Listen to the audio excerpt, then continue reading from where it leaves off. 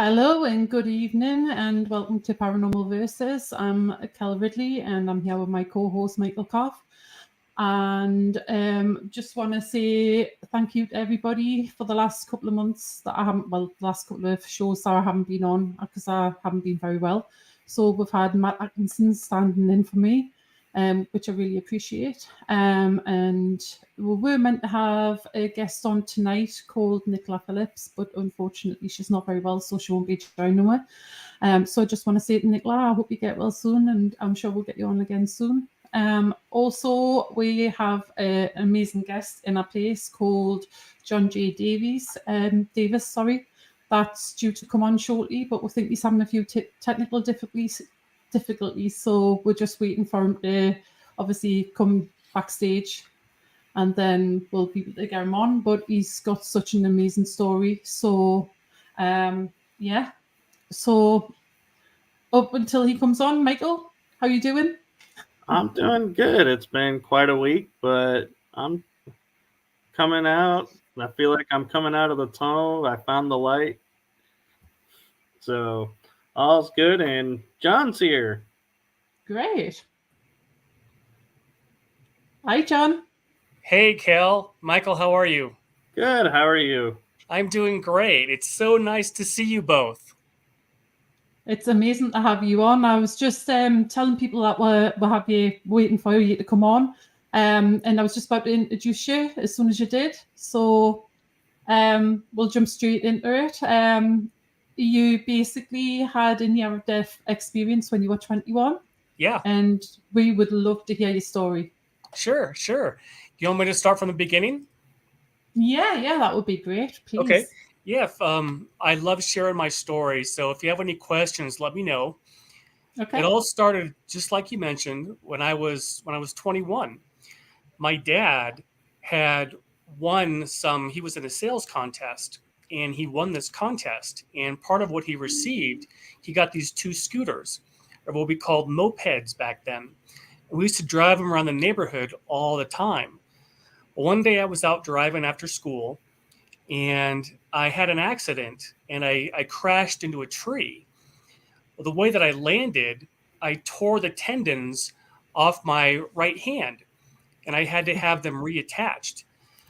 Well, I had never been to surgery. I'd never had surgery before, and I never really spent much time in a hospital, so I didn't really know what to expect.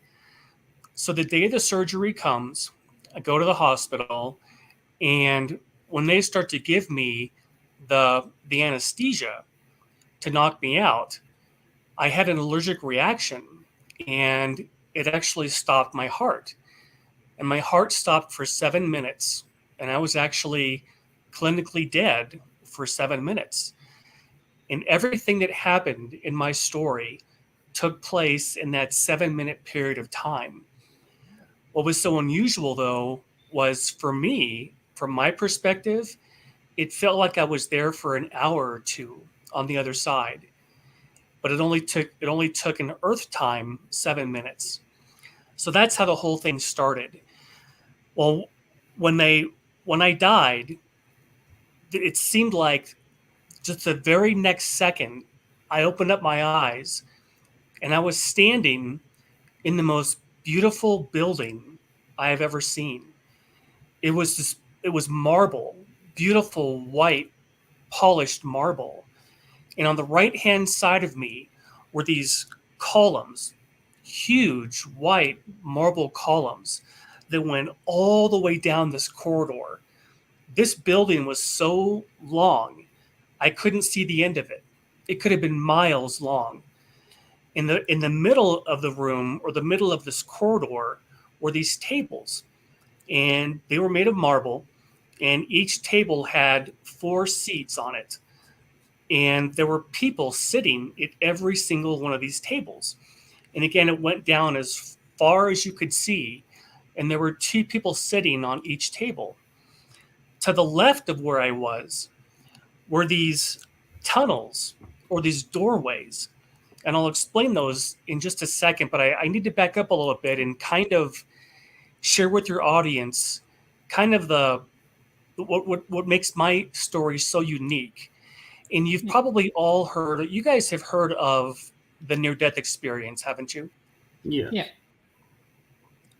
Normally, Yeah. when we hear about a near-death experience, a person they're in some kind of an accident, or they were like me having surgery and something happened and they died and they popped up above their bodies. They could look down and see everybody. Then they became aware of a tunnel. And at the end of the tunnel was a white light. Well, the person normally starts walking down the tunnel, but they're met by somebody, either a loved one, a family member, a friend, who tells them it's not your time. You have to go back. Well, what makes my story kind of different is somehow when they gave me this experience, they bypassed that whole part about the tunnel and the white light. And my story happens on the other side of the white light. So my piece of the puzzle, my experience, can tell people when they cross into the light, here's what happens. And what happens when you cross into the light, you're in the orientation center. And I have to say something else. The reason I was able to share this information is right about then, during my experience, I heard in my left ear, "My name is Alan. I'm your spirit guide." Well, when I had this happen, when I was 21, I had never heard of a spirit guide. I was raised Catholic, and I didn't know anything about what was called a near-death experience. It wasn't even something that was coined yet. So I had no idea what I experienced. But everything I'm going to share with you and your audience is from what my guide told me. He took me from one place to the next. He took me to the outside of these places, and then he took me to the inside. So I'm able to describe for your audience all the different things that I saw. So going back to this building, this long corridor building with these tunnels off to the left, they looked absolutely perfect, like they were cut out of solid marble, absolutely beautiful doorways. And these were tunnels. I don't know what these tunnels were made of, but they were how we connect Earth to the other side. It's the tunnel that people see when they leave, and before they come to the other side, they go into the tunnel. Well, that's what these were. And my guide said to me, "Look at the next tunnel." So I looked up, and there was a man coming through the tunnel. He was an elderly gentleman, and he had his right hand holding the left side of his chest, like he was having chest pain. And my guide told me that he died from a heart attack. So he died, got out of his body, was going down the tunnel, and went into the light and ended up in the orientation center. Well, remember I said that there were two people that sat at each one of these tables? Yeah. They're called orientation counselors. On the other side, all of us have jobs or things that we do because we love to do them. We don't have to work on the other side like we do here, to work to pay bills and pay your mortgage or utilities or groceries. We don't have to work on the other side to do that. We just do the work that we love. And so these people love to be orientation counselors. And their job is to greet people who have just recently passed and have gone down the tunnel and have stepped into the white light. And now they're in the orientation center. So the woman stood up. There was a woman closest to him, one of the counselors. She stood up. She walked over to him. She took her hands in his, and they walked back to the table, and they sat down. He sat down across from her. And then she started talking to him. I was too far away to hear what she was saying, but my guide was telling me that what they do is they welcome people back from their earth life. And the reason that these counselors are there is because most of us, when we come into a lifetime, we don't remember where we're from because we're not from Earth. Earth isn't our home. We just come here to learn and to experience and to grow. But our real home is on the other side. And what these counselors do is they just help people remember that you just came back from a lifetime on Earth. Now you're back home again. So my guide told me to watch this man carefully. So as this counselor was talking to him, he began to change right in front of my eyes. He changed from an elderly man into a young man in his late 20s or early 30s. And for some reason, and I don't know why this is, but we're all in our 30s on the other side. So she was talking to him. He changed back to a younger man, and he stood up, and he walked off to the right, and he walked between these marble columns. He went down 3 steps into what I call the gardens. And I'm sure you both have seen, especially you, Kell, know what English gardens look like. Yeah. Beautiful, beautiful manicured gardens with plants and flowers and trees and the most beautiful grass you've ever seen, you can imagine. What they do is once a person dies, they finish their lifetime, they go through the tunnel, they have that orientation. Well, in these gardens, they have what is called a reunion. And everybody that person knew who crossed before them is there to greet them, whether it's parents or friends or siblings, anybody that person knew in their life, and also the people they knew on the other side are all there to greet them. And here's why.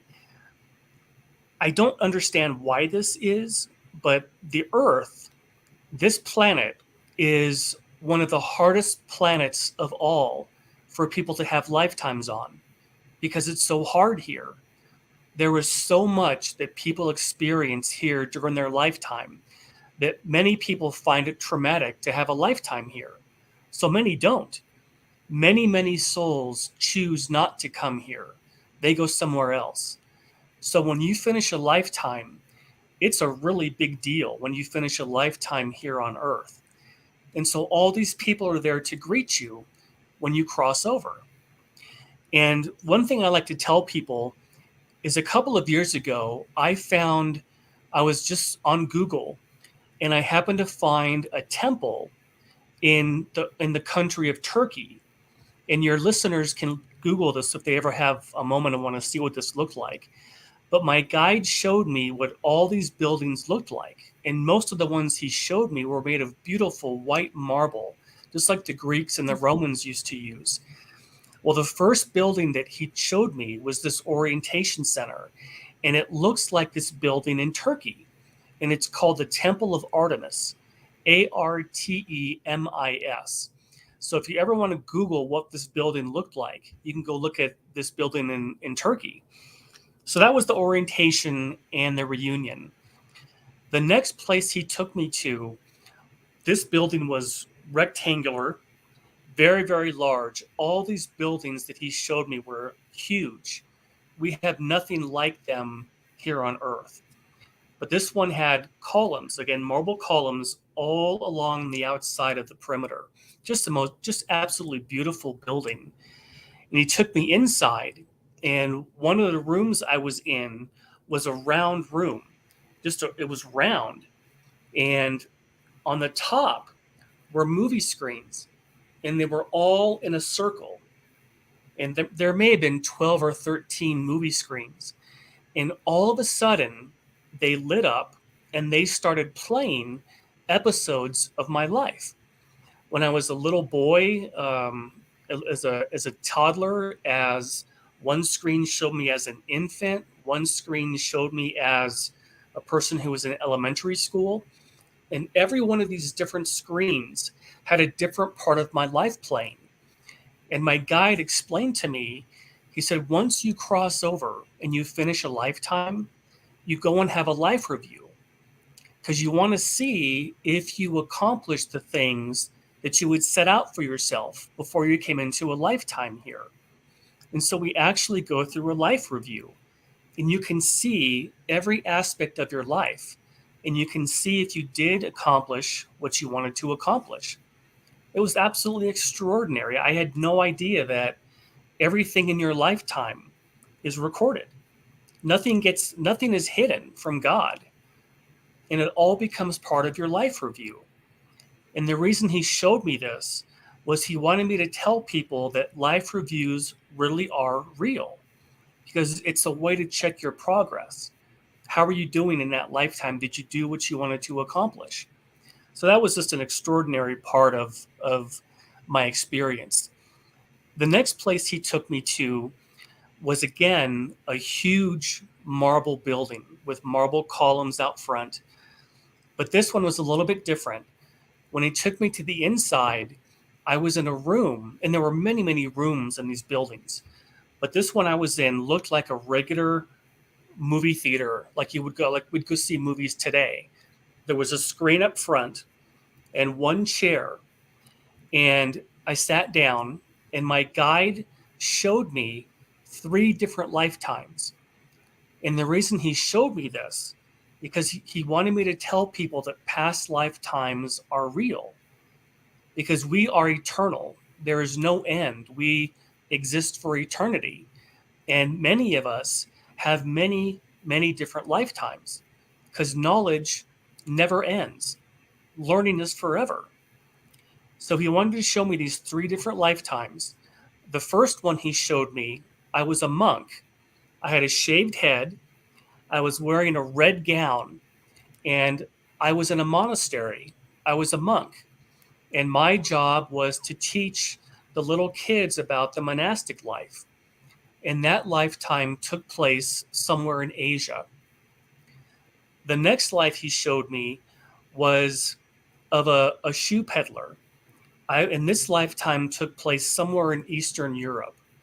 And I was on a cobblestone street, and I had a wheelbarrow full of shoes.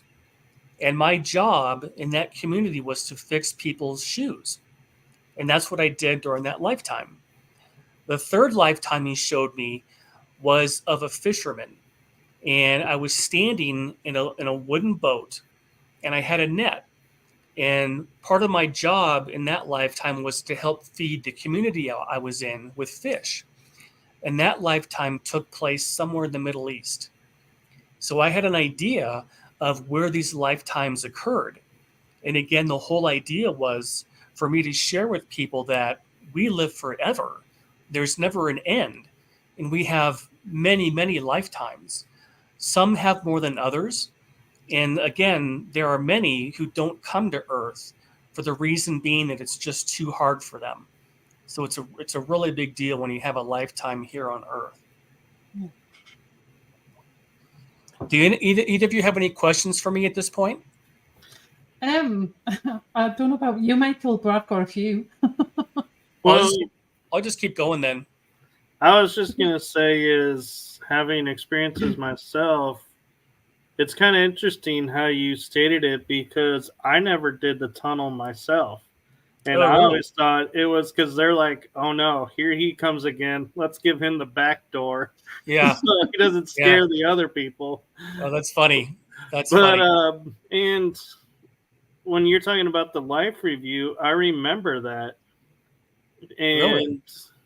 I remember how that is one of the big things. And the one thing that I remembered of the life review, I don't know if you were told this, was not only do you see your lifetime that was, reviewing it, but you feel what everybody else felt. So if you lashed out at somebody, you felt how they felt, and you felt your anger. So it's like you get to see it from both sides. Yes, that is true. You do feel that. Yeah, that's why nothing is ever hidden. If people think that they got away with something in life, they really don't, because you do feel if your actions hurt someone else. And everybody has to go through a life review. Even someone like Hitler, nobody gets out of it. They all have to see what they did. Yeah.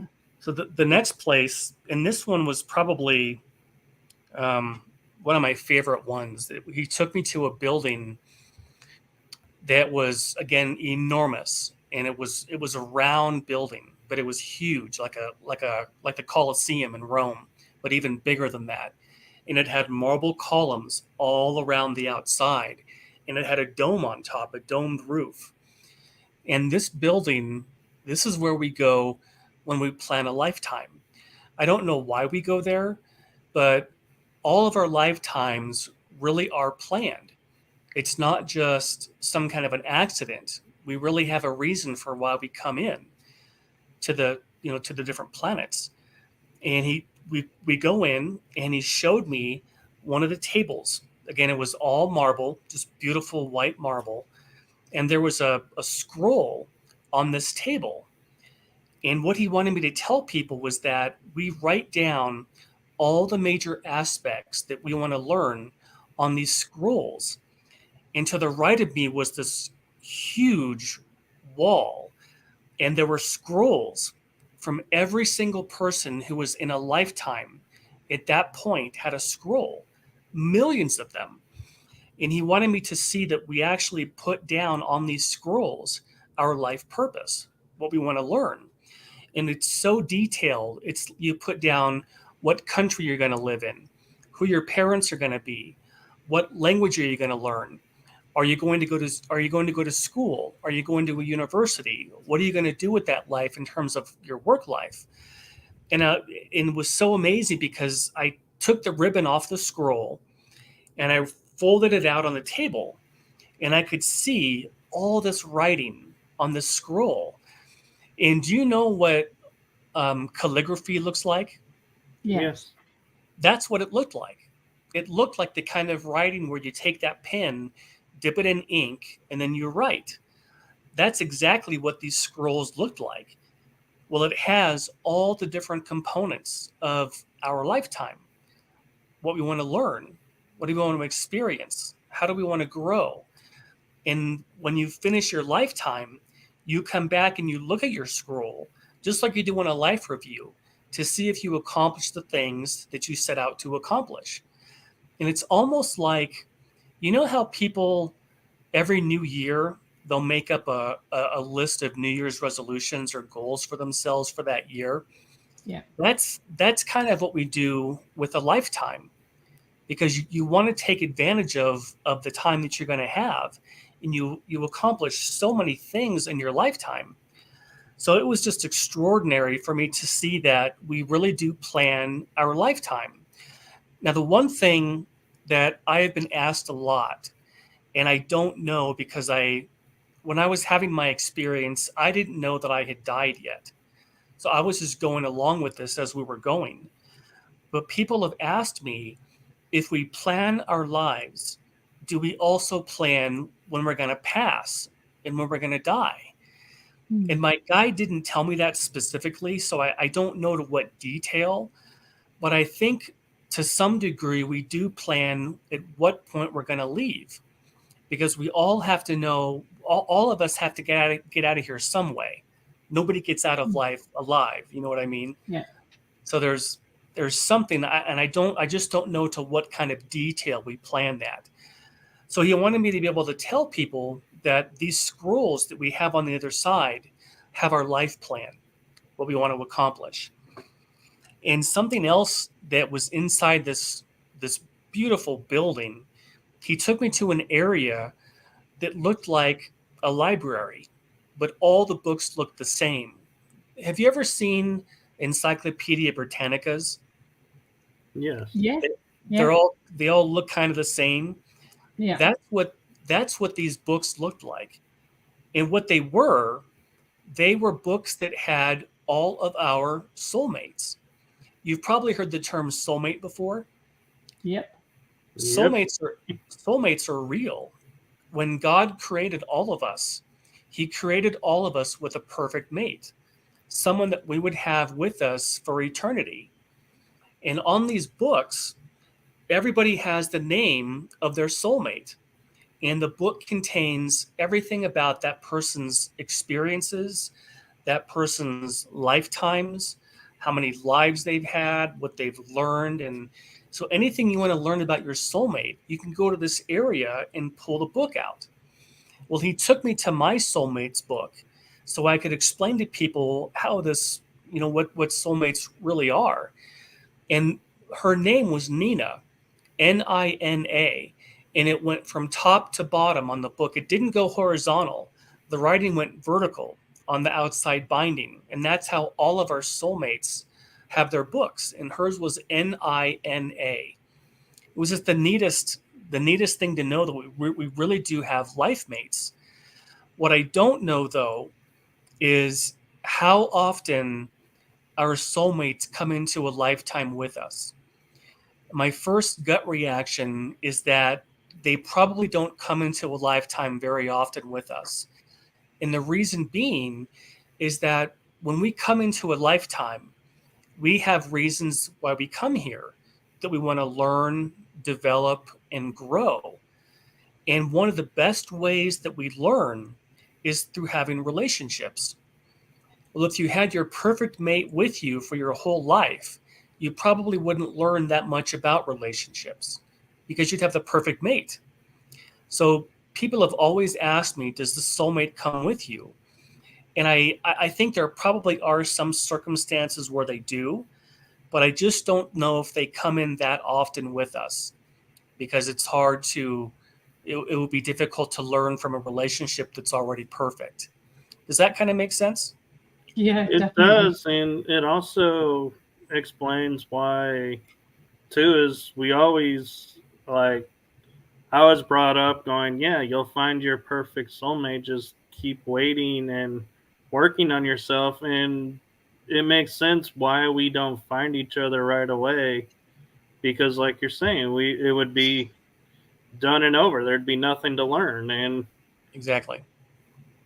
And one of the things that, and this is kind of a hard concept, I think, for a lot of people to understand, but it's been proven to me over and over again in my life, is that we don't tend to learn anything when everything is going perfectly. Yeah. When everything is going smoothly, you really don't learn that much. It's only when you have to really hunker down and try to get through something that you learn. And when you get to the other end of that traumatic event or experience, that's when you realize, wow, I learned so much from that I wouldn't have learned if I hadn't gone through it. So when you come into a lifetime, especially on this planet, you learn when you go through something that was kind of traumatic or difficult. That seems to be something that all of us can attest to, that's how you learn. And so just like what you said, Michael, that's absolutely a fact. Relationships are one of the greatest ways we can learn. They teach us tremendous amounts of information. I Yeah, was just curious, going back about the soulmate. One thing that I started thinking about is, because I've been told we have soul family that we have lifetimes with, and I wonder if the soulmate, we think of soulmate as always being the love of your life. You're going to find them, have the perfect love, everything. But they could also come in, I think, as a friend who's always the one standing by you, supporting you through thick and thin, and is helping you along the way, but doesn't necessarily turn romantic. And, I wonder, do you feel the same way that, that's possible, or you think soulmates are always romantically entwined? that's a great question. And I don't actually know. My guide didn't mention anything about that to me. He just wanted to show me that soulmates are real. But I don't see why that couldn't happen. I don't think they always have to be romantic, like you said, because you still learn. Right. So that's a good question, but I don't really know the concrete answer on that. Do you So have a question, Kell, or we have one in the chat room? I was just waiting to hear the rest of John's story. That's all. Sure, I'll keep going. Well, when I was in that building, the one with the big round dome on it, I looked over to my left, and there was this huge window. And it was the first time that I could actually look out and see what was outside of these different areas, these different buildings. And what I was looking at was an absolutely beautiful lake. The water looked like glass. It was so still that you could see the bottom. It was that clear. And there were, have you ever seen weeping willow trees? Yes. Yeah. You know, those trees that have their leaves that hang down? They were all hanging down in the water. And it was in a big circle. It was absolutely the most beautiful thing I had ever seen. So they have lakes there. The other side is very much like Earth, but without the pollution. There's no pollution, there's no war, there's no hatred, there's no hunger, there's no homelessness. It's really a perfect place that God has created for us. And the reason that my guide showed me this lake was he wanted me to know that everything that you like to do here on Earth, you can also do on the other side. If you like to swim, if you like to hike, if you like to paint, if you like to go to music festivals, anything that you can do here, you can do over there.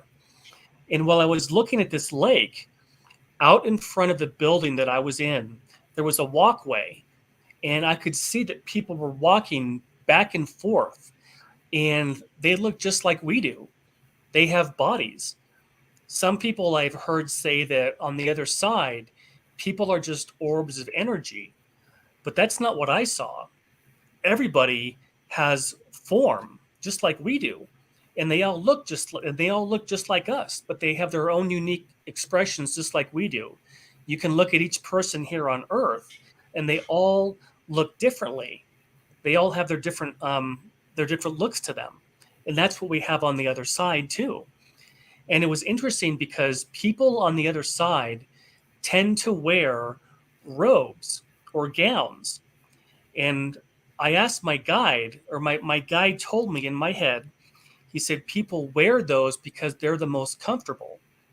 But you can wear anything you want. You can wear jeans and a t-shirt. So it's totally up to the individual. I thought that was really neat to know that too.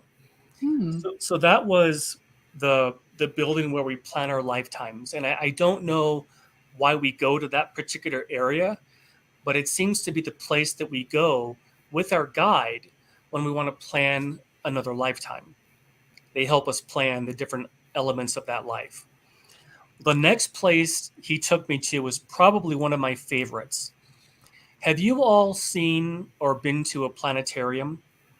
Yes. Okay, good. Well, the planetarium is where you go to look up at the ceiling, and they'll show pictures of planets and stars and things like that. Well, the other side has those also. So my guide took me to this building. It looked like a huge stadium where you play football or you play soccer, just a gigantic stadium. So he took me inside, and there were thousands and thousands of seats in this building. But I was there it was just me with my guide, and all the lights were on, and there was a gentleman behind me, and I didn't look. I should have looked around to see who was talking, but I didn't. I just kept my face looking forward. Well, the man behind me, his job on the other side was he loved to run the planetarium. On the other side, we all have jobs, but it's not because we have to do them. We just do them because we love to do that kind of work. Yeah. And part of it comes from the fact that God created all of us with gifts. We all have gifts. Some people like writing, some people are musical, some people like architecture. All of us were given gifts at creation. And on the other side, we enjoy those gifts and we develop them as we go. Well, the person behind me loved to run the planetarium. And he said to me, "Let's begin." When he said, "Let's begin," all the lights went off. It was pitch black. And I sat down and I looked up at the ceiling. And he said to me, "When you look at the stars, this is what you see." And what he meant was people on Earth at their level of development and knowledge at that particular time, this is what they see when they look at the stars. In other words, this is where their knowledge is. And he started showing me our solar system, Earth, then Uranus showed up, then Neptune and Jupiter and Saturn, all of our solar system. And then it disappeared. And then he said, when we look at the stars, this is what we see. And what he meant was everybody who was on the other side at that point, where their level of knowledge and growth is, this is what they see. And all of a sudden, he started showing planet after planet after planet. First, there were dozens, then there were hundreds, then thousands and millions of planets. And the reason that he showed me this planetarium was for two reasons. The first one, they wanted me to tell people that Earth is not the only inhabited planet, that there are billions of other worlds in the universe. And also, he wanted me to know that we can have lifetimes on other planets. Earth is not the only world where we can have lifetimes. There are virtually unlimited number of planets. God, in all of his wisdom and love for us, created all these different galaxies, all these different planets for us to learn from and to grow. And we can have lifetimes on any of them. And I think that was probably one of my most favorite parts about my near-death experience was learning that Earth is not the only place. There is a huge universe. And I want to share something with you both and for your audience to kind of give you an idea of how massive the universe really is. I was reading an article from an astronomer a couple weeks ago, and she wanted to give people an idea of how large just the Milky Way galaxy is. Did you know that astronomers estimate that just in the Milky Way alone, they think there are 100 billion planets, not millions, but billions of planets just in our galaxy. She also said, to give you an idea of how large the Milky Way really is, she said if we had a spaceship that could travel at the speed of light, which is the fastest speed that we know of, it would take 99,000 years for that ship to get from one end of our galaxy to the other. 99, almost 100,000 years just to get from one end of the galaxy to the other. And if you could imagine how many galaxies exist in the universe, the opportunities for learning are unlimited. And it's not to say that on the other side, all we do is spend time learning. That's not really true. You can, but on the other side, many times we just spend time visiting with loved ones in between lifetimes. And nobody makes us come into a lifetime. It's strictly up to us. We can determine when we want to come into a life and when. I have a lot of people ask me questions about, well, do we have to come back? Does anyone make us come back? And the answer is no. It's strictly up to us when we want to come back into a lifetime and where we want to go. All right. The next place he took me to was by far the biggest building that I've seen in my experience. It was a huge rectangular building, and it looked like the Supreme Court building here in the United States. It didn't have columns on the side. It just had columns up front. Beautiful round marble columns out front, and about 50 or 60 stairs leading up to the front of this building. So he took me on the inside, and when I got inside, I could see that it was a library. It was so large that, again, I could not see the end of this building. That's how large it was. And this library had anything that you ever wanted to learn was in this library. If you wanted to learn about the history of music or the Roman Empire or science, anything that you wanted to learn about, you could go to this library, and it had knowledge of everything. Well, he also took me over to the left-hand side of this library. And on the left-hand side were, I guess, what we would call study rooms. They were about the size of a normal master bedroom. And each one of them had video screens on there.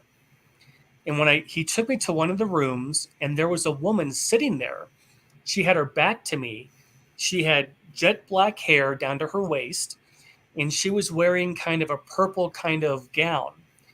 And she was watching this video screen. And my guide told me to look and see what she's watching. So I got closer, and she was watching what we would call was a battle that took place 200 years ago. And it was between the Native American Indian Plains tribes and the U.S. cavalry. And here's what just blew my mind. He said, my guide told me that she was watching history. And I thought to myself, how is it possible that she could be watching a battle that took place 200 years ago when we didn't have video cameras back then? How is that possible? And my guide, that's when he told me everything gets recorded. So anything that you're curious about in Earth's history, whether it was World War II, whether it was about World War I, whatever you wanted to learn about, you can go to these areas in this library and you can watch history and see what actually happened. And for me, that was so interesting because I love history. One of the things that I want to do when I get back to the other side is I want to go to that room and I want to watch D-Day in World War II. I want to see what those men went through during that time period. So the other side is there's so many opportunities to learn and to grow. It just goes on forever. Yeah. So that was the library. Any questions for me yet?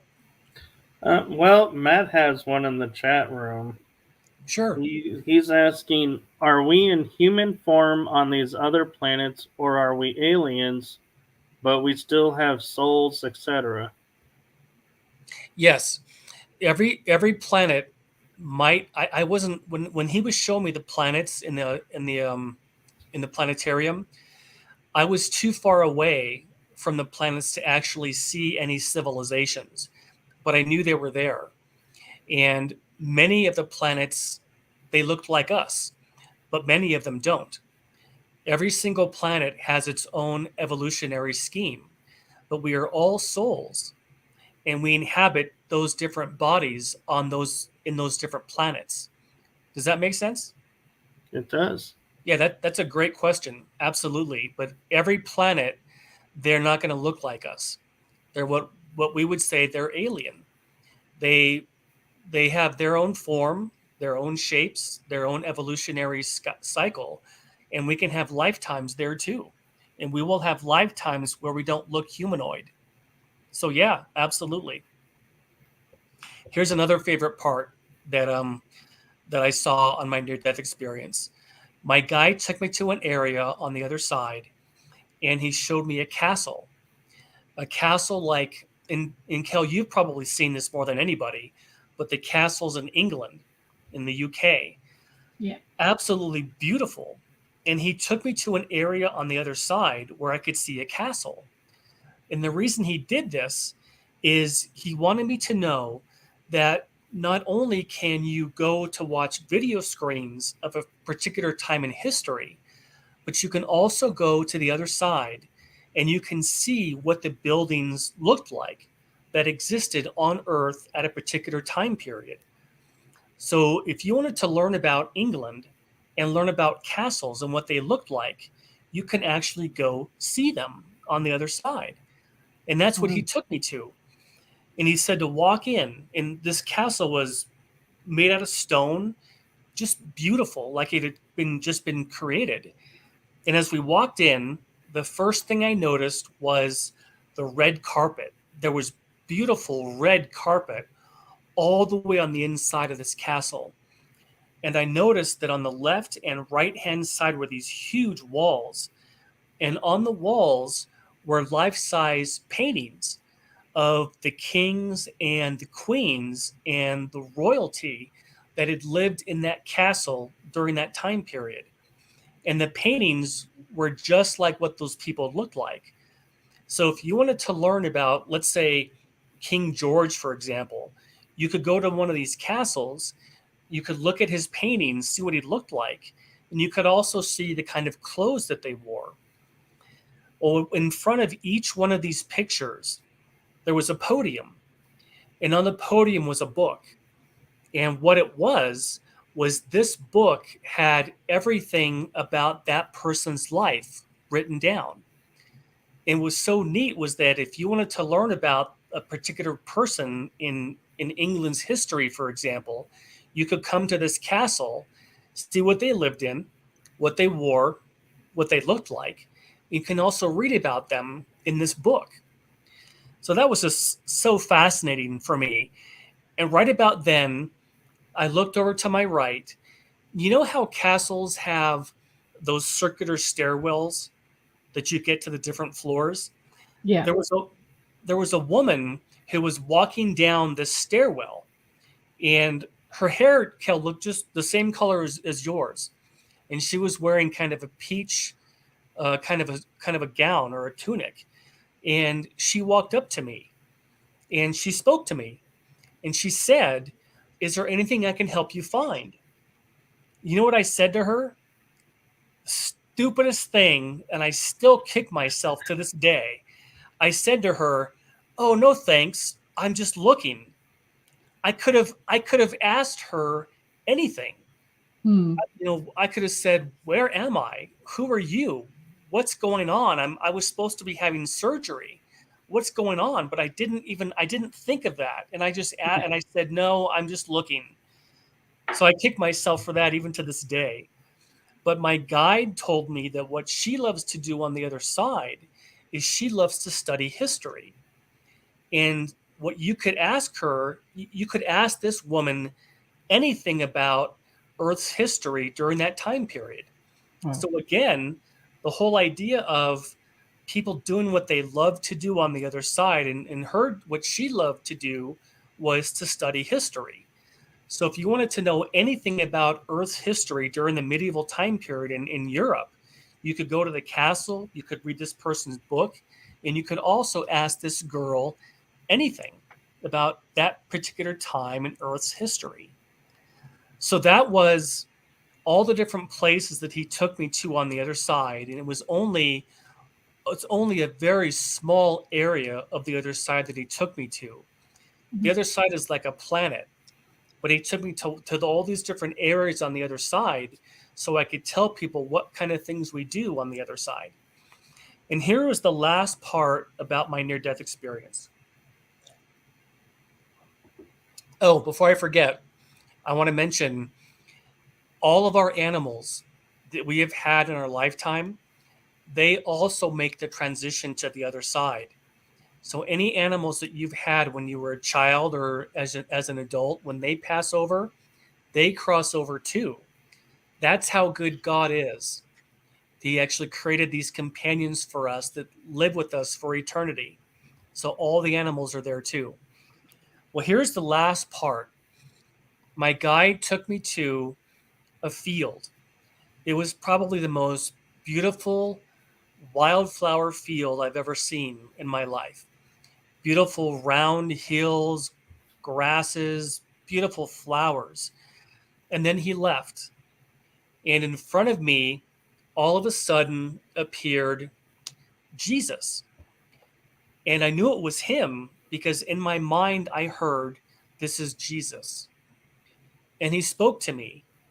And I could see his hands. I could see he was wearing a white robe. And he had gold sandals on, gold-colored sandals that laced up his calf. And he was wearing a golden sash around his waist. But I couldn't see his features because there was so much energy that was coming out of him that I couldn't see his face. But he spoke to me and he said, "You must tell them there is no death." And the very second he said that, boom, I was right back in the hospital again. And all the doctors and nurses were staring down at me. And that's how my near-death experience ended, was Jesus telling me that you must tell them there is no death. And so all these years have passed, and I have been telling people my story as often as I can to anybody who would listen, because they wanted me to share the fact that we don't die. None of us ever really die. We live on forever. And so that was my whole near-death experience. Oh my God. That's pretty amazing. I must admit, when I got told to watch your podcast with story on, there was something just triggered in the back of my mind. I had a operation when I was 6 years old, and I didn't get told. Yeah, I didn't get told until I was an adult that what had happened. It was a surgeon when I had another operation was going through my notes, and he told us exactly what happened. For some reason, my parents wasn't told. Apparently, I passed away. So I didn't know about it until I was older. And when I heard your story, there was something that was triggered in my brain. I felt like it was a memory, but it's weird because I've never thought about anything like that. So I'm wondering whether I've gone through a similar sort of thing but can't remember it. Oh, I absolutely believe that. Absolutely. Yeah. Because you were only 6, right? Yeah, I was 6 years old. Yeah. Absolutely. I have no doubt that's what that was. Mm-hmm. Definitely. Yeah, and that's why I thought I'm going to have to get you on the show and obviously let everybody else hear your story, of course, and then find out as much as I can. Oh, good. Well, I am so glad you both invited me on your show. I love sharing my story because it's such a hopeful story. There's so much hope for all of us. And I think the thing that I want to share the most with your audience is that, as a takeaway, to know that nobody really dies. We all here for a short period of time. We come here to learn. And then when our lifetimes are finished, we go back home again. But nobody really dies. Mm-hmm. I've got a few questions for you. Go on, I'll let you go first, Michael. I'll let you go, Kell. I've asked a couple questions already. Okay. What I was going to ask is, do you think do you know, obviously the scribble that caused your accident? Sorry. Do you think that was pre-planned so you would actually go up there and see what was going on? You know what? That is something I've wondered for a really long time. I don't know. I think that so much when I was younger, I always asked, what is my purpose? What am I here for? Why did I come into this lifetime? And I think there has to be some truth to what you just said, Kell, because it's been the focus of my life ever since I won. And something I tell people that amazes me to this day is I have a really bad memory. Usually, I couldn't even tell you what I had for dinner last night, let alone something like this that happened when I was 21 back in 1987. But I remember every single detail about every single thing that I saw like it happened yesterday. And I think that it has to be something to do with God, who gave me that ability to remember in order to share it with people. Because normally my memory is bad. I couldn't even tell you where I lived when I was 21. But this experience is so burned into my brain that I remember every single detail. So I think it's possible that maybe before I did come in, that I was going to have this experience with remembering where we're from so that I can share it with people.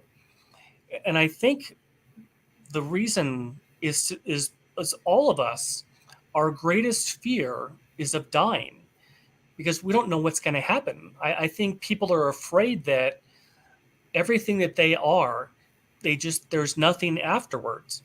But that's not true. There is so much afterward when we finish our lifetime. So I would say that might be true, that I was supposed to have that experience and it was planned ahead of time. Yeah. I must admit that since I was a kid, I've never had a fear of death neither. So, like I say, I wonder if it was just something subconscious in the back of my mind.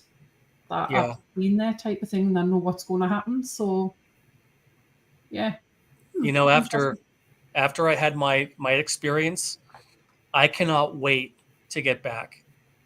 There are so many things I want to do, so much I want to do, so much I want to learn that I just can't wait to get back. Yeah. Michael? So my question is going back, and I'm wondering if it's related to like the tunnels that you were seeing in that corridor. Yeah.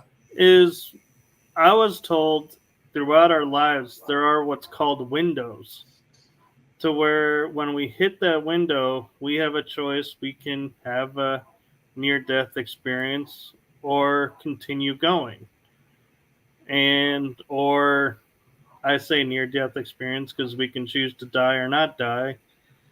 But I'm wondering if that could be like those tunnels that you were seeing, is like those windows to where it's like we hit a certain point and we have a choice to make somewhat within us that says, hey, do I want to go to the other side now, check what's going on, or keep going and see what the future holds?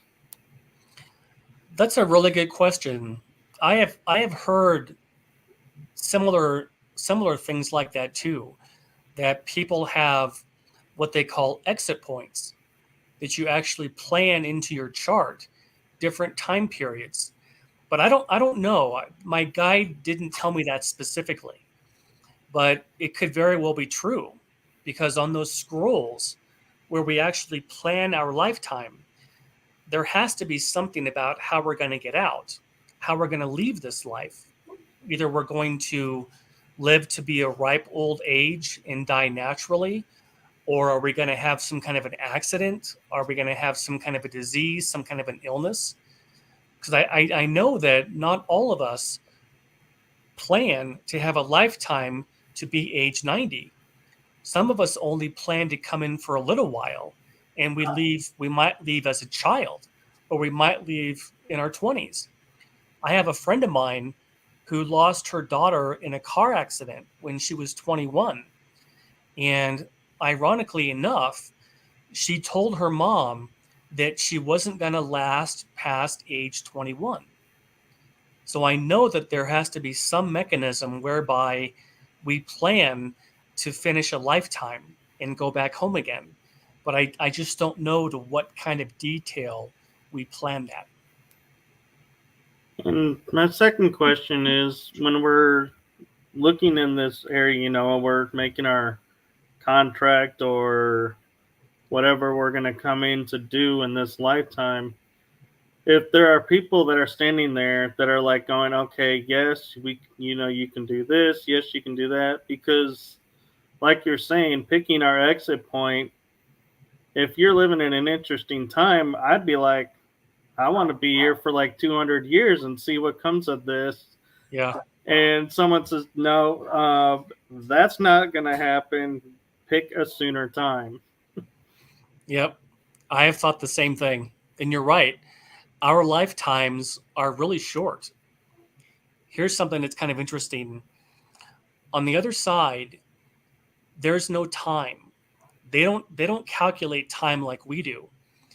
So a lifetime for someone on the other side, let's say for example that your soulmate is going to come into a life and you're going to stay on the other side and your soulmate goes in.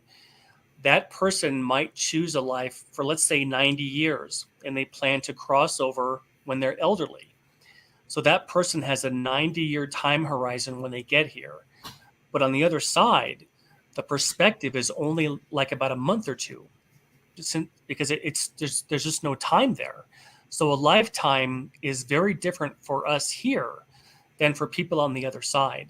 Does that kind of make sense?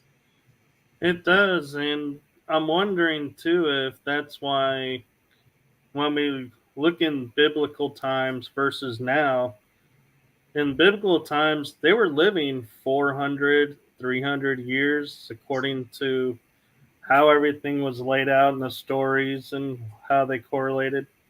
But now our times have gotten shorter. If it's like somebody had to say, look, if these people are going to learn this. We can't have these long gaps of time where they're over there.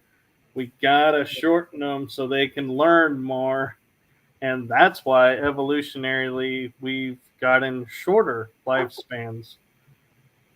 Yeah, that's a really good point. They talk about the ages of people very much so in the book of Genesis in the Bible, especially with Noah. I think Noah, they said, lived to be 400 years old. So yeah, that could very well be what happened. And I know that there are different lifespans on different planets, but on Earth, our lifespans are relatively short. Yeah. Do you think that obviously people that's had these near-death experiences obviously know beforehand when they're going to die? Say that again? Do you think that people that's had these experiences, do you think that they know when they're going to die? For example, I've been telling my mum since I was the age of 6 years old that I was going to die when I was 47, and I've told friends and family this over the years that I was going to die when I was 47. And then it just seems to happen that I've been having a lot of serious health issues in the last year, and I'm actually 47 now. So it's like it's got really? to a point where it's like everybody's like saying don't be stupid, and I'm not one of these negative thinkers or nothing like that.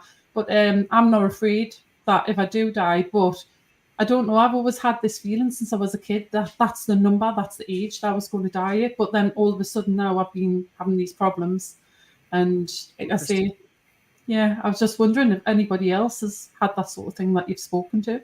Yeah, they my wife's best friend, when they were kids, she told my wife that she wasn't going to make it past 18. And for years she knew that. Yeah. And when she was 18, she was killed in a car accident.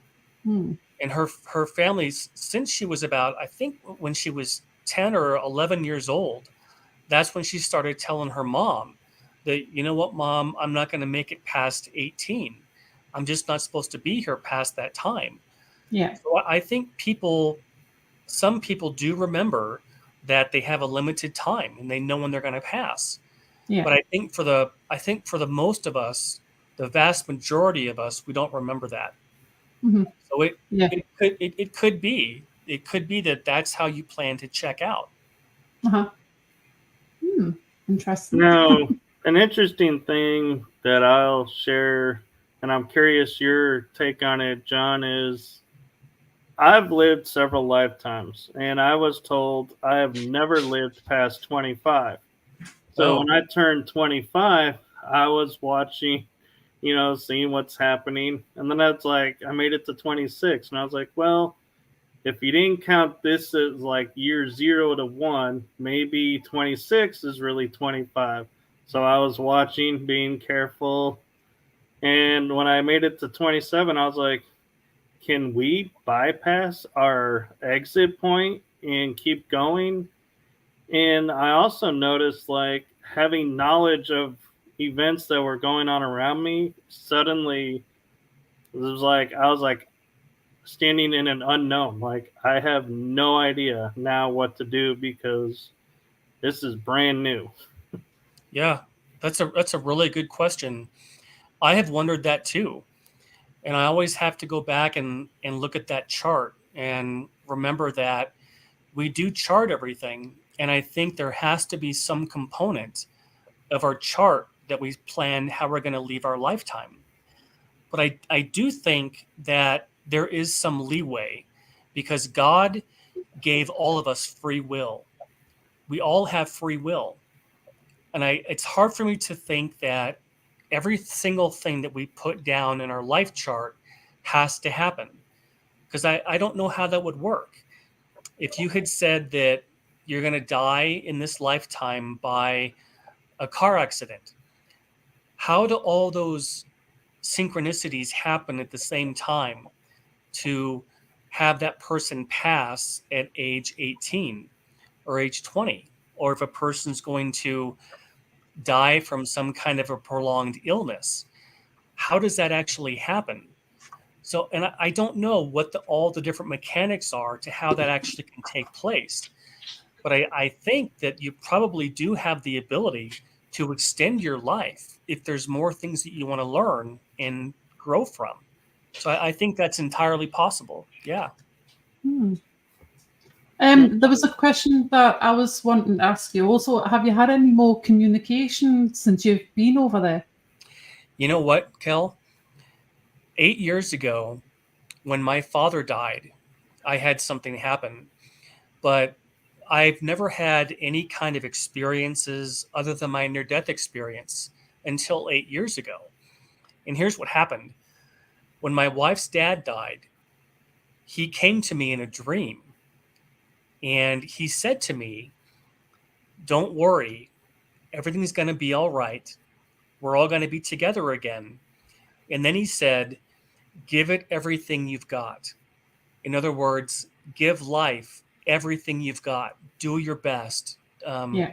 Learn as much as you can. Experience as much as you can. And then he said, "Please tell my family I'm okay."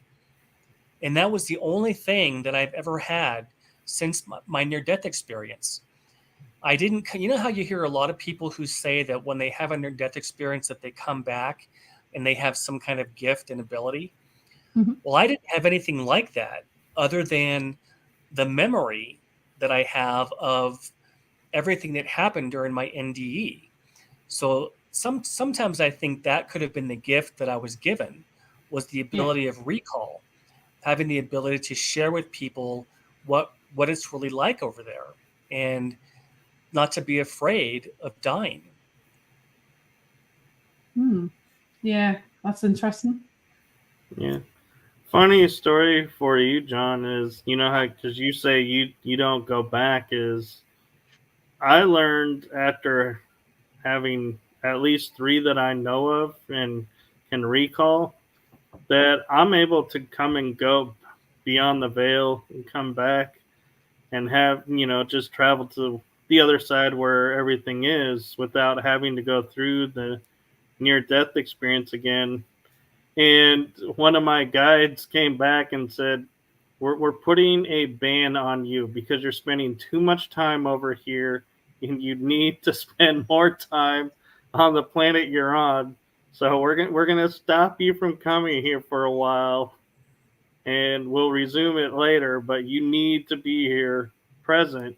Have you heard that from other people that people can come and go more as they please after having one or two? You know, I have actually, and I've heard people say that when you're on Earth, you have to take the curriculum. You can't skip anything. You're actually here to take the classes you're supposed to take and to learn what you're here to learn. But I have heard that before. People saying that they could skip out on things, but I don't know the level of detail though. I just don't know all the details. They gave me more of a really broad overview of so much. And there are so many things, Michael, that if I could go back and have that near death experience again, that would be one of the questions I would ask. And I would also ask, how much detail goes into planning when we're going to pass from this life? Because I have more questions now than I had back then. Yeah, I wonder, John, though, too, if because like I don't die going back. It's like I can travel there when I put my body to sleep. If maybe that's something you might consider is not limiting it to having to go through the death experience again, but just remember how you got there and just go I would and see love if you can enter. I would love to be able to do that. You know, something I'll mention is when I was 21 and I had this experience, I had the worst depression of my life afterwards because I did not understand how was I going to be able to live here knowing what the other side is really like, knowing how incredibly beautiful and perfect it is. How am I going to be able to make it through? And I had the hardest time. It took me a good 2 months to pull out of that, because I had to realize that Jesus told me something that he didn't ask me. He didn't say, John, would you please share this information? He said, you must tell them there is no death. So when I kind of got that through my head, I started to realize, okay, my lifetime, there's a reason that they're sending me back here. And my job is to share with people everything that I remember, everything that I experienced. And that's what I've been doing ever since then. But I think if I were to go back now, I would not want to come back here. I'd want to stay there. That's how, for you to be able to do that, that is absolutely extraordinary. I've heard that some people can do that. And I would love to learn how to do that, but I have no idea how that works. I think it has to do with my guide. Like, you had a guide, I have guides, and just talk with them and, build rapport with them, and just, I mean, that's about all I can think of what I do. Yeah, and speaking about that, John, you did say that you didn't see your spirit guide, is that right? Correct. All I did was all I could of him, I just heard him in my left ear. I never thought to turn around and see what it looked like. Mm-hmm. And I would have done that if I could have that experience again. That's definitely something I would have done. Absolutely. Everything seemed to be, it just happened so quickly that I was just going with the flow. But I would have done that for sure. Yeah. I was just wondering. Go ahead, Kell. Go on, it's okay. Well, my question is actually for you, Kell. I'm wondering, because a lot of times going to the other side, like you're saying, you were in an accident, or somebody could have an ailment, and then they come back and the ailment's gone. Yeah. And the body's healed up. I'm wondering, is that like, maybe in like Kell's situation, that her spirit's trying to tell her, let go, let's do this, and then come back and be fine? Or do you think it's not quite possible to go over there and come back and heal everything? I've heard that before too. I have read people's accounts of having a near-death experience and being healed from cancer. There's a woman that you've probably heard. Her name is Anita Morjani. She's here in the U.S., and that was very much her story. She had stage 4 cancer, and she wasn't expected to live. And she had some kind of a near-death experience. And during her experience, she was healed. And she's still alive to this day. So that actually, it really can happen. What I was going to ask you was, do you think that experience that you had has completely changed your life and the way you live? Oh, absolutely. Before I had my experience, I was very much into the material world, in terms of, in order to be successful in life, you have to have these milestones along the way. When I had my near-death experience, I realized that it doesn't matter anything about how much money you have, how big your house is. It doesn't matter about status, about money. None of those things matter. The only thing that really matters is, have you learned what you come here to learn, and have you helped people along the way? There's a quote that I love. It's from the Dalai Lama. And he said, our prime purpose in this life is to help others. And if you can't help them, at least don't hurt them. And I love that, because that's why we're here. We're here to learn, but we're also here to help others, to make a difference, to be compassionate, to help when you can, to live your life where you can be of service to others. And that's what I've tried to do with my whole life. I've tried to do that same thing. And just like what you're both doing with this podcast, you're able to share these messages with people and to give them hope and to keep going and to give it everything they've got. Yeah. Well, we do try. We try. Yeah. Yeah. Any more questions, Michael?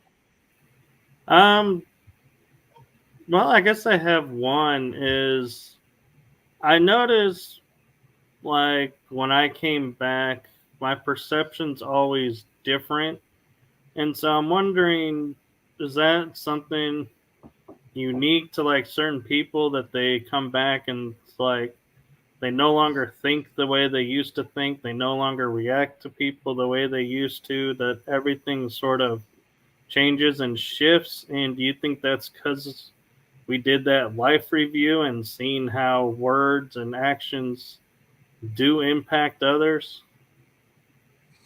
You know, I think so. I think you're right. I don't know what else that would come from. I think when people go through that kind of like an awakening period where they realize that everything that I was told to believe about life here on Earth, it's not really true. There is so much more out there that we're not taught as children. None of us are ever taught that, you just come here for a short time. You're here to learn lessons. You're here to grow and to develop spiritually. We're never told that. And we're just kind of here to fight on our own. And it's funny because being on Earth, it's almost like being in a battle or a war, and you're in a foxhole and you don't have a radio. You feel cut off from everybody. And that's kind of what it feels like when you're here. But I think, Michael, that you must have been given some kind of information when you've had your experiences, because you've come back and you are a different person. And that's like me. When I had my experience, I came back and I became a very different person. My emphasis changed from what can I get for me, and it changed to what can I give? What kind of service can I give to humanity by sharing my experience? And my experience is, I think of it as just a piece of the puzzle. My experience is just another puzzle piece to fit in the big puzzle with everybody else. And we're all trying to figure everything out. And there's just so much knowledge out there. And there's so much we don't know. And so much we're still trying to learn about. So I think your experiences have definitely been able to change a person's perspective. Absolutely. Cool. That makes sense. Yeah. Well, like I say, it's been amazing. I'm so glad that you were able to come on the show. Like I say, I've been wanting to get you on for a while ever since I've seen some of your podcasts that you've done. And like I say, it just I don't know, it just like sort of sprung something in the back of my mind, some sort of weird memory that I didn't know I had when I was listening to you tell the description of what happened to you. So yeah, that's why I was really, really interested to have you on and to share your story as well. So I just want to ask, where can people find you if they need to look for you? Oh, sure. Yeah, if any of your audience wants to reach out to me, they're more than welcome to. I love talking about this stuff. So if anybody has any questions for me, they can email me. And my email is johnjdavis65@icloud.com. And I'm also in Facebook as John J. Davis here in Colorado. And they can reach me that way.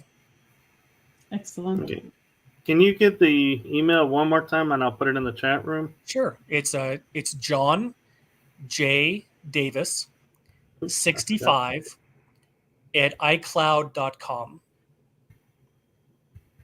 Excellent. You got that, Michael? I do. Cool. Well, it was so nice to meet you both, Kell and Michael. Thank you for inviting me on your show. I hope it can help your listeners too. And I enjoy sharing it, and I hope they enjoyed hearing as much as I like to share it. Yeah, like I say, we've really enjoyed having you on. It's been very, very interesting. Hopefully it helps other people as well. So thank you very much for that. Oh, thank you so much for having me on. It was a pleasure meeting you both. Yes, it And was you. our pleasure as well. And thank you to everyone in the chat room that came in and joined us.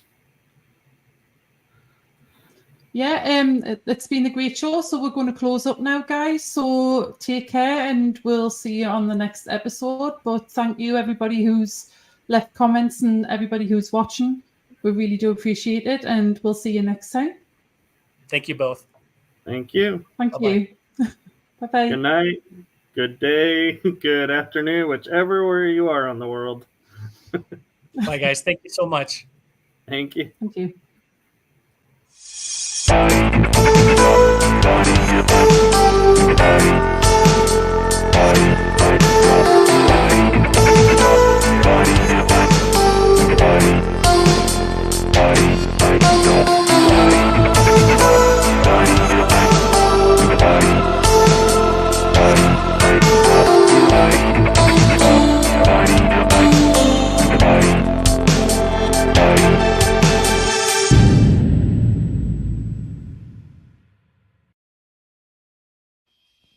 Thank you for joining us at Paranormal Versus. Hope to see you on our next episode.